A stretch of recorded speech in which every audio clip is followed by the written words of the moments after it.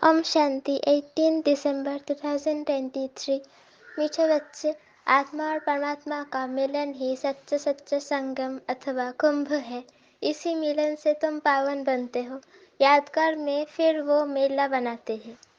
प्रश्न, तुम बच्चों में किस बात की बहुत बहुत सयाहना चाहिए? उत्तर, ज्ञान की जो नाजुक बातें हैं उन्हें समझने की बहुत सयाहना चाहिए।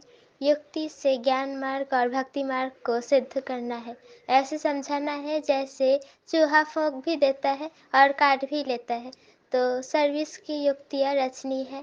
कुंभ मेले पर प्रदर्शनी लगाकर अनेक आत्माओं का कल्याण करना है। पतित से पावन होने की युक्ति बतानी है। गीत, इस पाप की दुनिया से दूर ले चल। ओम शांति। बाप बैठ बच्चों को समझाते हैं। पाप की दुनिया को कलयुगी पतित भ्रष्टाचारी दुनिया कहा जाता है और फिर पुण्य की दुनिया को सत्ययुगी पावन श्रेष्ठाचारी दुनिया कहा जाता है। परमात्मा ही आकर पुण्यात्मा, पवित्रात्मा अथवा पुण्य की दुनिया बनाते हैं।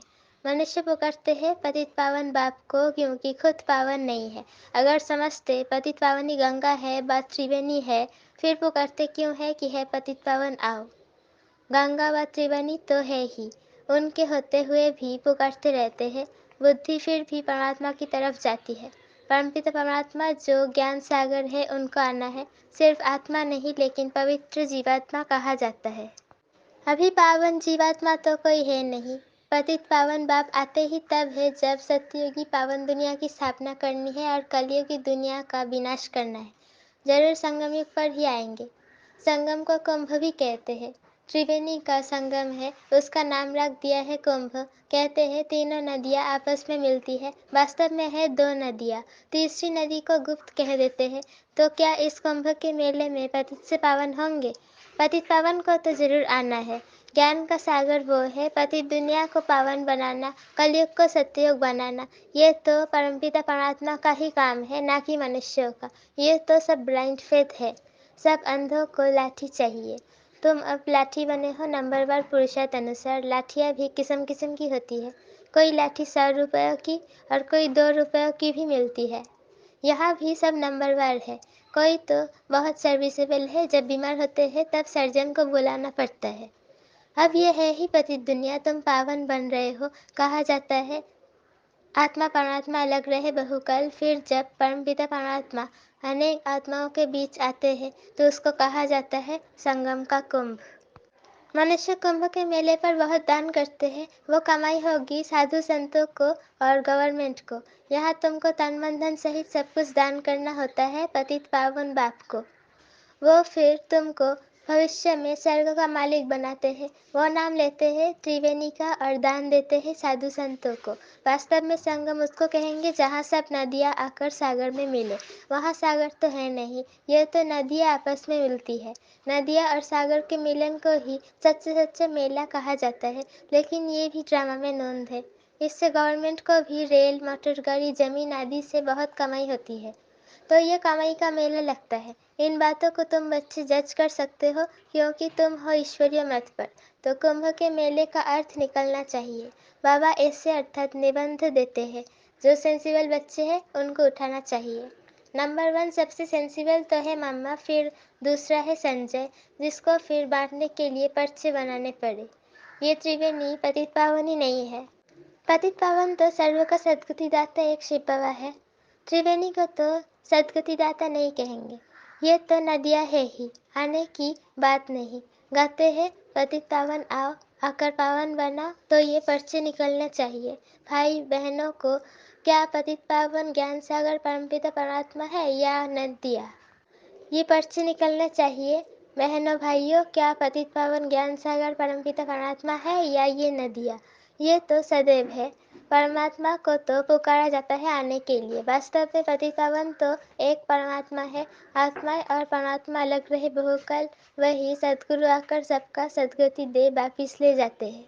ज्ञान स्नान तो वास्तव में परमपिता परमात्मा से करना चाहिए। पावन दुनिया की स्थापना परमपिता परमात्मा कराते हैं, तुम उसे जानते नहीं हो।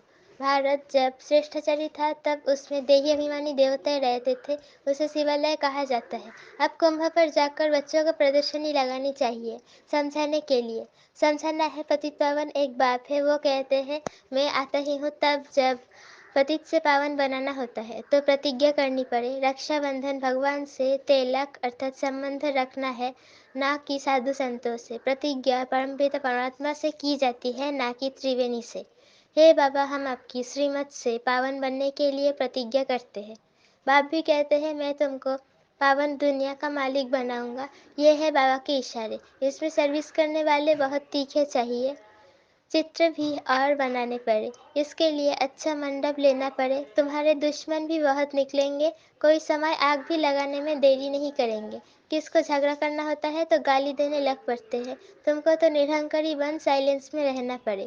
ब्रह्मा कुमारियाँ मशहूर तो हो गई है, पर चाय भी जरूर बांटने हैं। कुंभ के मेले का खास महत्व रखते हैं। वास्तव में महत्व अभी का है, ये है ड्रामा का खेल। वहाँ से भी कोई का कल्याण हो सकता है, परंतु मेहनत लगती है। कांटों को फूल बनाने में मेहनत लगती है। कुंभ के मेले में प्रदर्शनी करने में भी हिम्मत चाहिए, जान पहचान चाहिए, तो जो कोई विघ्न ना पड़े। तुमको सिद्ध करना है कि पतित पावन कौन है। मनुष्य पावन दुनिया स्वर्ग को याद करते हैं। कोई मरता है तो कहेंगे फलाना स्वर्गवासी हुआ। वहाँ तो बहुत माल ढाल होते हैं, वहाँ से फिर यहाँ बुलाकर खिलाते क्यों हो। तुम श्रीनाथ के मंदिर में देखेंगे कितने माल बनते हैं। अब श्रीनाथपुरी और जगन्नाथपुरी वास्तव में है एक की बात, परंतु वहाँ श्रीनाथ द्वारे में देखेंगे तो बहुत वैभव बनते हैं और जगन्नाथपुरी में सिर्फ फीके चावल का भोग लगता है, घी आदि कुछ नहीं पड़ता। ये फर्क बताते हैं। गोरा तो ऐसे माल और सावरा है तो ये सूखा चावल। राज बड़ा अच्छा है, ये बाप बैठ समझाते हैं। श्रीनाथ द्वारे में इतना भोग लगाते हैं जो फिर पुजारी लोग दुकान में बेचते भी है। उनको भी कमाई का आधार भी उस पर है। मिलता मुफ्त में है फिर कमाते हैं, तो देखो कितनी अंधश्रद्धा की बात है। ये है भक्ति मार्ग, ज्ञान मार्ग, सदगति मार्ग है। गंगा स्नान से थोड़ी सदगति होती है, वहाँ युक्ति से समझाना है। जैसे चूहा फूंक देकर काटता है, बड़ा ही सयानप चाहिए समझने और फिर समझाने की।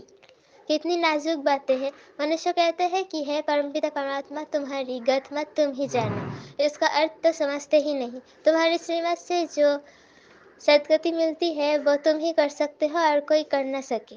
सर्व का सदगति दाता एक है, सर्व अक्षर जरूर डालना है। समझाना बड़ा सहज है। समझा बहुत जाता है परंतु समझने वाले तो बहुत थोड़े निकलते हैं। प्रजा तो बहुत बनती रहती है। मनुष्य खुदा के नाम पर बहुत दान पुण्य करते हैं तो एक जन्म के लिए फल मिल जाता है। यहाँ तो 21 जन्मों के लिए मिलता है। ईश्वर अर्थ दान करने से ताकत मिलती है। ये ईश्वर को जानते ही नहीं तो ताकत ही नहीं रही है। हिंदुओं के गुरु गोसाई तो ढेर है, क्रिश्चियन को देखेंगे तो एक है। एक का कितना रिगार्ड है। रिलीजियन इज माइट कहा जाता है। अभी तुमने रिलीजियन को समझा है तो कितनी ताकत मिलती है। बाबा कहते हैं बच्चे सबको यही वशीकरण मंत्र दो। बच्चों को बाप कहते हैं तुम जहाँ से आए हो उसे याद करो, तंतमति स्वगति हो जाएगी। बाप को याद करने से ही पावन बन सकते हो। पाप दग्ध होंगे। बाप और वर्षे को याद करना है, जिससे सारा चक्र बुद्धि में आ जाता है। व्यस्त व्यवहार में रहते देह के सर्व संबंधों से बुद्धि निकाल बाप के साथ जोड़ने का पुरुषार्थ करना है, जो फिर अंत समय भी वही याद पड़े। और कोई की याद पड़ी तो सजा खानी पड़ेगी और पद भी कम हो जाएगा। तो वास्तव में कुंभ कल्प के संगम को कहा जाता है, जब आत्मा और परमात्मा मिलते हैं। परमात्मा ही आकर राजयोग सिखाते हैं। ये है पुनर्जन्म रहित। परंतु बच्चे भी समझते नहीं हैं। श्रीमत पर चलते नहीं तो बेड़ा पार कैसे हो। बेड़ा पार होना माना राजाई पद पाना। श्रीमत से ही राजाई मिलती है। श्रीमत पर नहीं चलते तो आखिरी खत्म हो जाते हैं।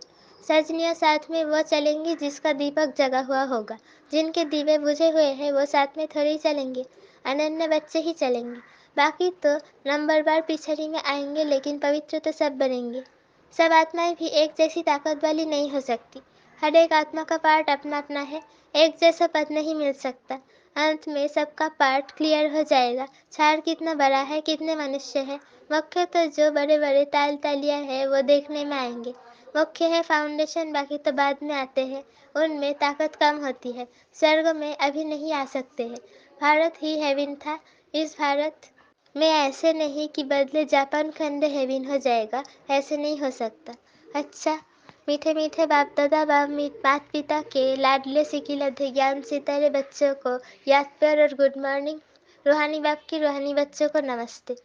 रात्रि क्लास 24 अप्रैल 1968। बच्चों को समझाया गया है और धर्मस्थापक कोई सभी का कल्याण नहीं कर सकते, वो आते हैं सभी को ले आते हैं। जो लिबरेटर कर गाइड करते हैं उनका ही गायन है, वो भारत में ही आते हैं तो भारत सभी से ऊंच देश ठहरा। भारत की बहुत महिमा करनी है, बाप ही आकर सर्व की सद्गति करते हैं, तब ही शांति होती है। विश्व में शांति थी सृष्टि के आदि में, स्वर्ग में एक धर्म था, अभी अनेक धर्म है, बाप ही आकर शांति स्थापन करते हैं। कल पहले मिसल करते हैं, तुम बच्चों को ज्ञान मिला है तो विचार सागर मंथन चलता है, और तो कोई का चलता ही नहीं है, तो भी तुम समझते हो। देहाभिमान के कारण देह को ही पूछते हैं, आत्मा पुनर्जन्म तो जरूर यहाँ तो ही लेगी ना। अभी तुम समझते हो पावन तो एक ही है, बाप ही गुप्त ज्ञान देते हैं जिससे सभी की सद्गति हो जाती है। बाकी हनुमान व गणेश आदि जैसे कोई होते ही नहीं, इन सभी को कहा जाता है पुजारी। अच्छा, रूहानी बच्चों प्रति रूहानी बाप व दादा का याद प्यार गुड नाइट। रूहानी बच्चों को रूहानी बाप की नमस्ते। हम रूहानी बच्चों की रूहानी माता पिता बाप दादा को याद प्यार गुड मॉर्निंग नमस्ते शुक्रिया व शुक्रिया। धारणा के लिए मुख्तसर पहला पॉइंट, सजाओ से बचने के लिए देह के सर्व संबंधों से बुद्धि योग निकाल एक बाप से बुद्धि योग जोड़ना है, अंत समय में बाप के सिवाय कोई याद न आए। दूसरा पॉइंट, निरहंकारी बन साइलेंस में रहे, कांटों को फूल बनाने की मेहनत करनी है, श्रीमत पर अंधों की लाठी बनना है, पावन बन पावन बनाना है। बर्तन समर्थ संकल्पों द्वारा जमा का खाता बढ़ाने वाले होली हंस भव। जैसे हंस कंकड़ और रत्न को अलग करते हैं, ऐसे आप होली हंस अर्थात समर्थ और व्यर्थ को परखने वाले। जैसे हंस कभी कंकड़ को चुग नहीं सकते, अलग कर रख देते हैं, छोड़ देते हैं, ग्रहण नहीं करते, ऐसे आप होली हंस व्यर्थ को छोड़ समर्थ संकल्पों को धारण करते हो। व्यर्थ तो बहुत समय सुना बोला किया, लेकिन उसके परिणाम में सब कुछ गवाया। अब गंवाने वाले नहीं, जमा का खाता बढ़ाने वाले हो। स्लोगन, स्वयं को ईश्वरीय मर्यादाओं के कंगन में बांध लो तो सर्व बंधन समाप्त हो जाएंगे। स्वयं को ईश्वरीय मर्यादाओं के कंगन में बांध लो तो सर्व बंधन समाप्त हो जाएंगे। ओम शांति।